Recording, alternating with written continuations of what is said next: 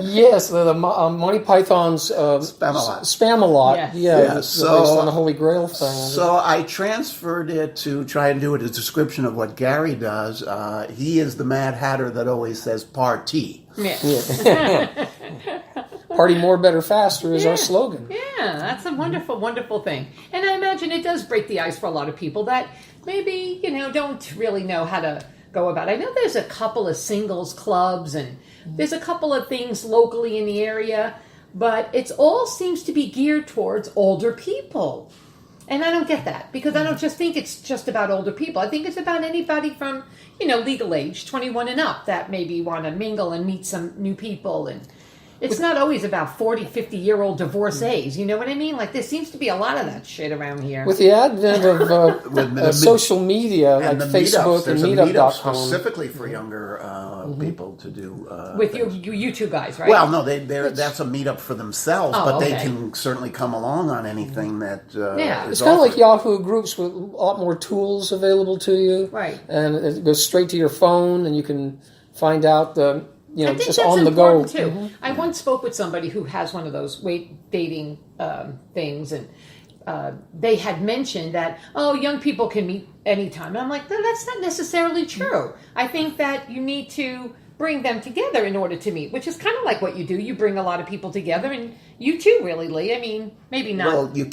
matchmaking kind of thing. No, you can't be all things to all people. As a matter of fact, on my meetup site, I say, don't come to this if you're looking to meet someone. Yes, you can, but it's just that it's really about the little destinations and history and the music. A little bit more in depth. Yes. So, but it can happen, certainly, and it does. Yeah, of course it does. I mean, that's what it's all about. Nice, wonderful love.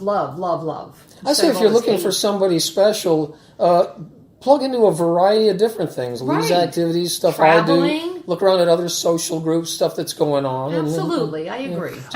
I would recommend for somebody that's interested in that vein, the dance events, very much so. Mm-hmm. And then I'm sure you're going to have tours, maybe towards Valentine's Day. I mean, we're coming up with that. Are you guys going to do anything for Valentine's? I like to go to Casadega at Valentine's Day because they sit there and kind of tell you what your future looks like. It might be in the near future. And that always either embarrasses two people if they're together, or they try and figure out, you two aren't really together, and stuff like that. So it's what quite are you doing with them? You're not a good match. Yeah, so that's always kind of fun if you want to see where you're at with your potential. Oh God! My February event is a Mardi Gras theme, so it's not exactly That's going to be fun.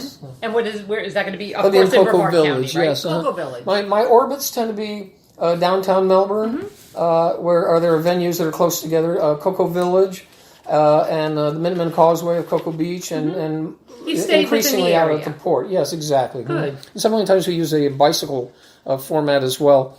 In May, this coming May, on May 12th, will be it'll be in the morning is the annual National Kidney Foundation Kidney Walk there at the Cocoa Beach Pier. They've been doing that for years.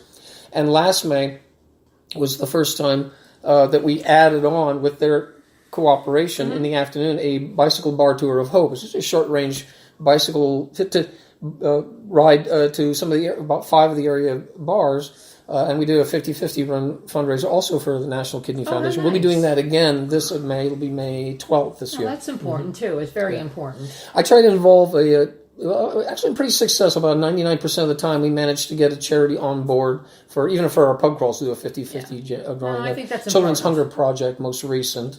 Really? Yes. Who doesn't love Keith Gee? They got a run tomorrow. They have a pancake thing going on, I think. Tell me one person. I don't think one person has ever said anything negative about that man. He's such a wonderful, kind soul. He really is. I had breakfast with him this morning at Suntree Country Club for our Rotary Club. Our Rotary Club. He's a great guy. Yeah. He really is. He has, I think, something. I don't know if it's tomorrow though. He has a pancake breakfast. The 18th, maybe. I don't know. I thought there's an event tomorrow. Is it tomorrow? Then you're believe right, so. because you just seen him today. But I know there's something coming on. So he's going to come on the show, too, I think, next week. He's got something coming Excellent, up later on. excellent. I'm sure they Great have lots guy. of stuff Yeah, coming on he a always regular does. basis. He's always promoting that, Keith. God bless him.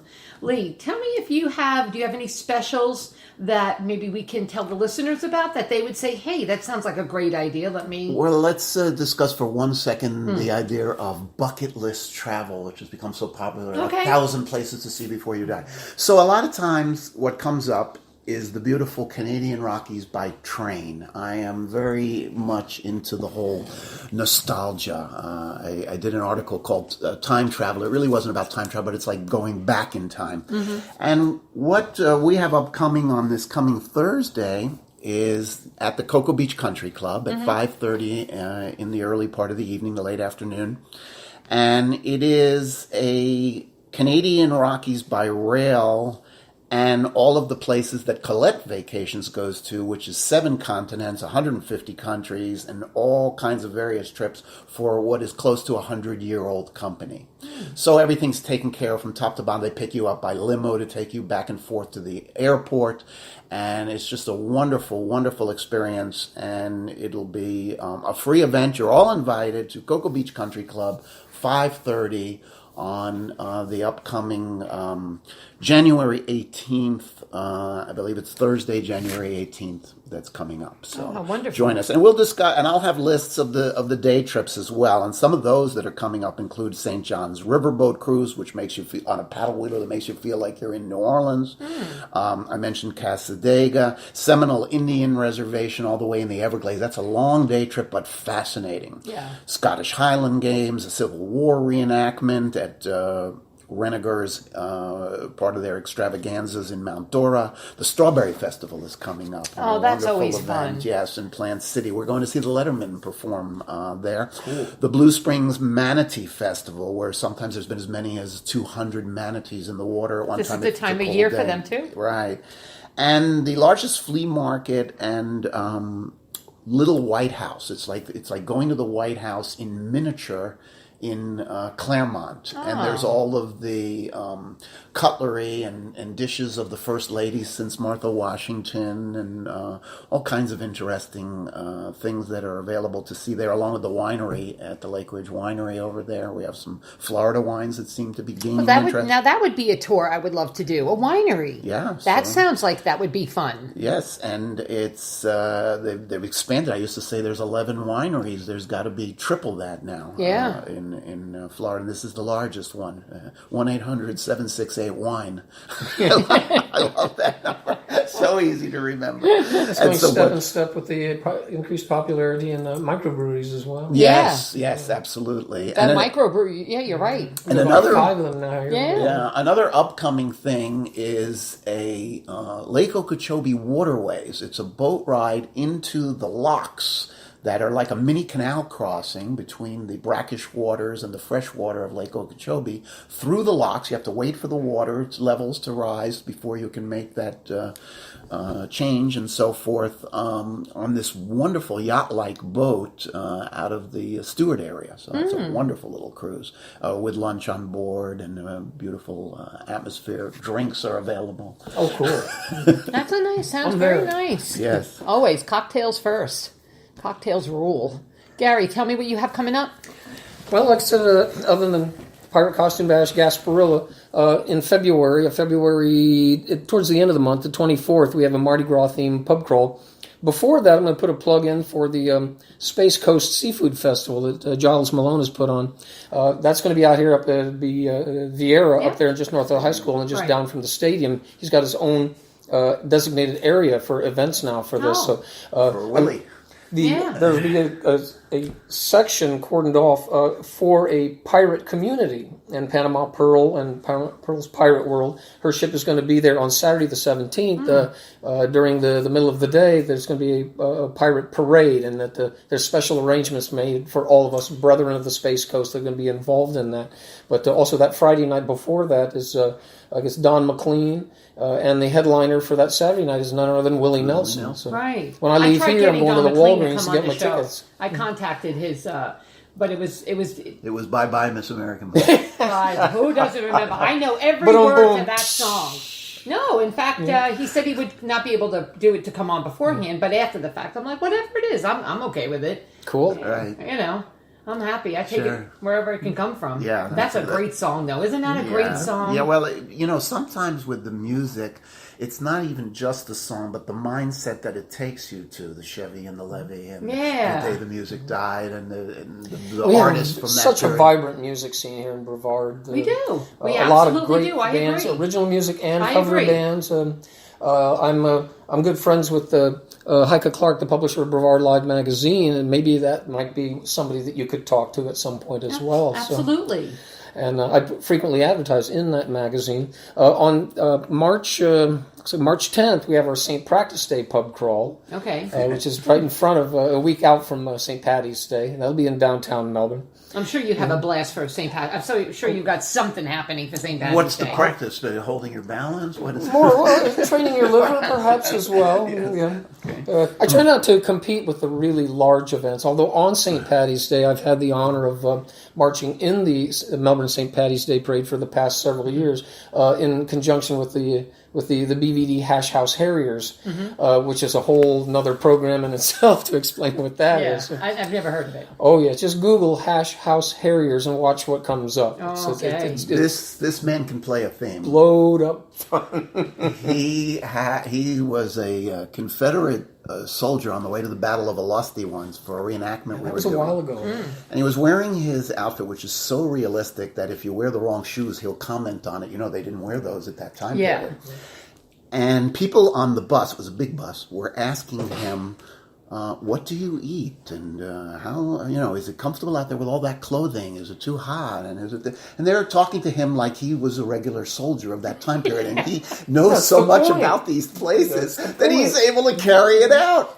Yeah, that's pretty cool, though. Yeah. I'm not a very big reenactment, Renaissance, bearish type of, that's just not something that Well, he does. I'm very interested in. Yeah, but I'm sure all of those costumes. He's got a color guard. He's got all I'm these sure other things all of as that well. is so It's awesome been to a few see. years since I've done a Civil War event. More frequently in recent years, I go up to St. Augustine or Fort Matanzas just south, and I'm part of a colonial era 1770s, 1780s Royal Navy troop. And we portray sailors of His Majesty's Navy at the period of the American Revolution.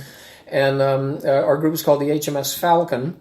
And we've been in close association with the National Park Service there at the Castillo de San Marcos National Monument for years. And we've attended their historic weapons program so that we're certified to operate on their cannons. And they have great confidence of us. It's as much about the time periods that they represent as well as any kind of battle situation. Some of these battlegrounds. At first, when I first started putting together trips for enthusiasts of World War II, of Civil War, I was there amazed. a lot? Yeah, it's substantial.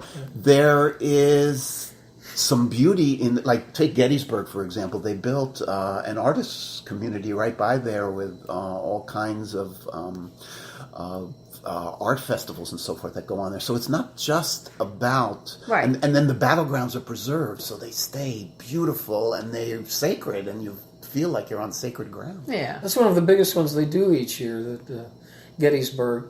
I've participated in a few reenactments in years past where you had over 10,000 participants on the field.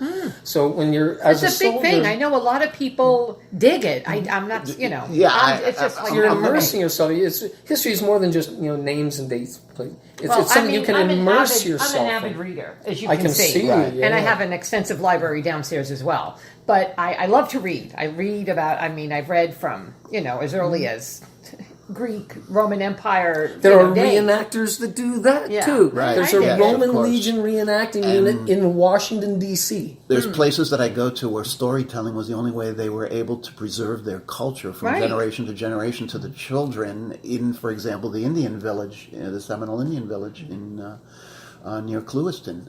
It's kind of in the middle of nowhere. Now they have schools, but at the time when I first started going out there, they were looking for doubloons from the Seminole American Wars. The elder tribesmen told me storytelling is what kept their history alive. Exactly.